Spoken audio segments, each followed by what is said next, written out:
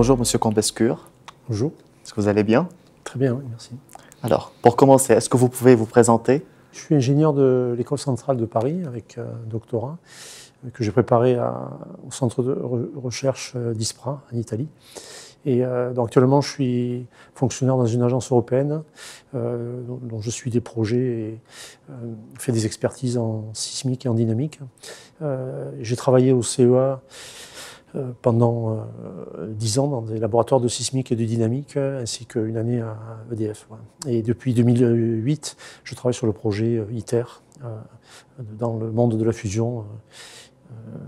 Voilà. Et j'ai été président du CST aussi il y a 2 ans, pendant 4 ans. Et depuis 6 mois, je suis président de la FPS. Donc, si on veut parler un peu de votre expérience et votre carrière, que ce soit carrière professionnelle ou au sein de la FPS, est-ce que vous avez en tête un projet qui a été particulièrement remarquable, qui a eu lieu pendant cette carrière, et pourquoi vous le qualifiez de remarquable? Je pense que ça a été d'être impliqué dans des programmes expérimentaux, en fait, sur table vibrante et sur mur de réaction, en simulant un séisme sur un objet réel, voir ce qui se passe, quoi. Voilà. Et comprendre en fait ce qui se passe. Ça permet de mieux appréhender en fait les calculs. Et je pense que c'est extrêmement important et qu'il ne faut pas du tout les négliger. Et que parfois, quand on applique les normes, on fait uniquement des calculs sans forcément penser à ce qu'il y a derrière en fait les normes, quoi. Voilà. Et, voilà. Donc, toujours dans le contexte de votre expérience, si on vous laisse choisir un pays dans lequel vous êtes intervenu pendant votre carrière, quelle a été votre perception ou bien votre ressenti sur la perception de risque sismique et de dimensionnement sismique dans ce pays? Le pays qui m'a peut-être le plus marqué, je pense que c'est la Turquie, où la FPS m'a envoyé en 1996 pour une mission longue durée pendant 2 mois, pour voir, disons, la reconstruction du séisme, après le séisme de Dinar en 1995.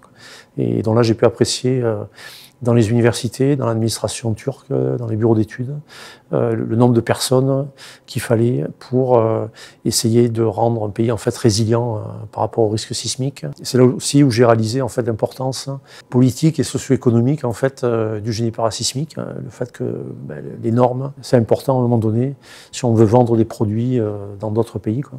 Et donc tout ce qui est autour des Eurocode 8 et des normes en général sont très liés à ce genre de choses. Voilà. C'est ce pays-là qui m'a le plus marqué, la Turquie en fait. Voilà. Et toujours dans le contexte de votre expérience, est-ce que vous pouvez citer une évolution majeure que vous avez pu observer pendant votre carrière dans le génie parasismique? Je pense que c'est la démocratisation des outils numériques et expérimentaux en fait. Donc quand j'ai commencé, les codes de calcul avec des calculs non linéaires étaient réservés un peu à des bureaux d'études, des centres de recherche ou des universités. Ça tournait sur des gros postes de calcul. Maintenant, en fait, c'est beaucoup plus facile d'avoir accès à ce genre d'outils, de faire des beaux calculs, de faire des belles mesures, voire des essais intéressants. Donc ça multiplie le nombre de données disponibles en fait pour les ingénieurs. Mais en contrepartie, on est un peu noyé par tous ces chiffres-là et l'ingénieur a du mal à se concentrer sur les choses essentielles, sur la conception parasismique, sur respecter les grands principes du génie parasismique. Et parfois, on a des doutes sur les calculs qui sont réalisés. Bon, maintenant, on va se servir d'un support média. Donc, que vous évoquent ces photos?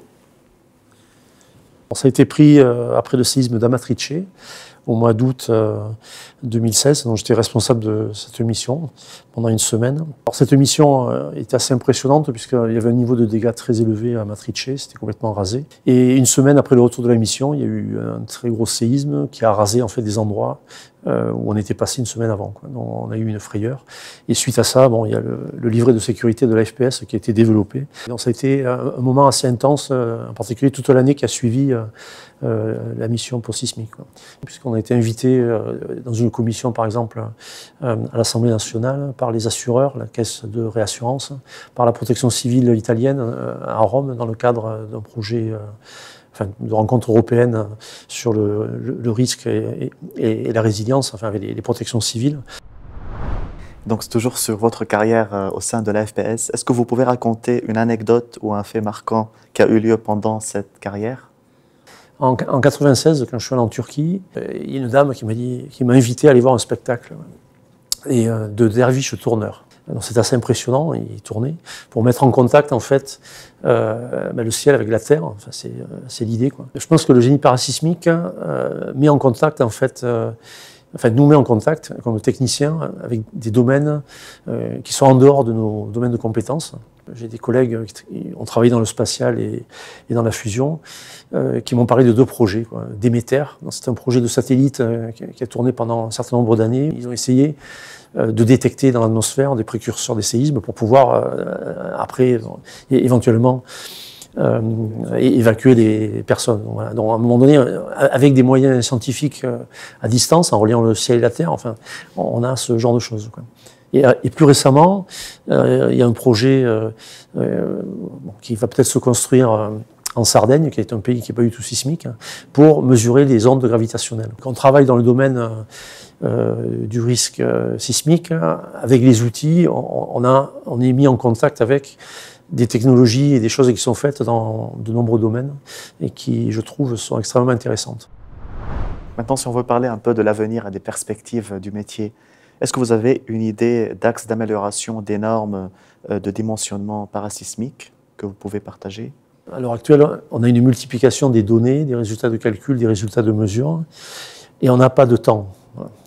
Et on a du mal à se concentrer sur l'essentiel. On doit développer des outils qui nous permettent d'appliquer les normes. Alors c'est fait dans de nombreux bureaux d'études, mais il y a des outils comme l'intelligence artificielle, par exemple, qui pourraient aussi être utilisés à un moment donné pour aider justement les ingénieurs à pouvoir se concentrer sur l'essentiel et à revenir en fait aux décisions que les ingénieurs doivent prendre pour concevoir des systèmes qui sont plus résilients face au séisme. Que les outils soient au service des ingénieurs qui doivent rester à un moment donné les experts et décider de la conception, quoi.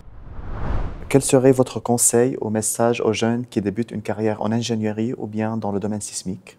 Prendre son temps de découvrir toutes les facettes des métiers qui sont autour de la protection et du génie parasismique, que ce soit la sismologie, les structures, les sols, les essais, les calculs, la protection civile, l'archéosismicité, et surtout aussi, n'oubliez pas les ordres de grandeur. Je pense, à un moment donné, on ne va pas revenir au temps de Eiffel ou des gens qui faisaient tout un peu à la même et qui avaient quand même pas mal de personnes, je pense, pour calculer ce qu'ils avaient à calculer. Moi, je suis assez passionné d'archéosismicité, des vieux ouvrages en mécanique des structures, sur l'histoire de la construction, par exemple. Et donc, aux jeunes, je voudrais aussi dire, n'oubliez pas les ordres de grandeur, quoi, et les principes fondamentaux, quoi. Et c'est très long et ça demande beaucoup d'efforts d'arriver à faire des choses simples, quoi. Réaliser la ligne parfaite ou le cercle parfait, ça prend du temps, quoi. Pour un ingénieur, proposer des choses de ce type-là à la société, ça demande un effort très important. Quel est votre message au colloque qui se déroule aux Antilles? C'est un événement important parce qu'au niveau local, on peut communiquer de façon très forte dans les zones les plus sismiques en France, en Guadeloupe et Martinique, aux Antilles. C'est surtout profiter des échanges au cours du colloque, échanges entre membres de la FPS et avec d'autres personnes, et pouvoir échanger et pouvoir essayer de faire passer un certain nombre de messages. On peut arriver à une résilience sismique acceptable qu'après plusieurs générations. Donc c'est extrêmement important de passer d'une génération à l'autre, et parce que le taux de renouvellement du bâti est quand même assez faible, et donc c'est extrêmement important d'avoir un effort sur la durée. Bon, un grand merci, M. Combescure, pour vos réponses et votre retour d'expérience.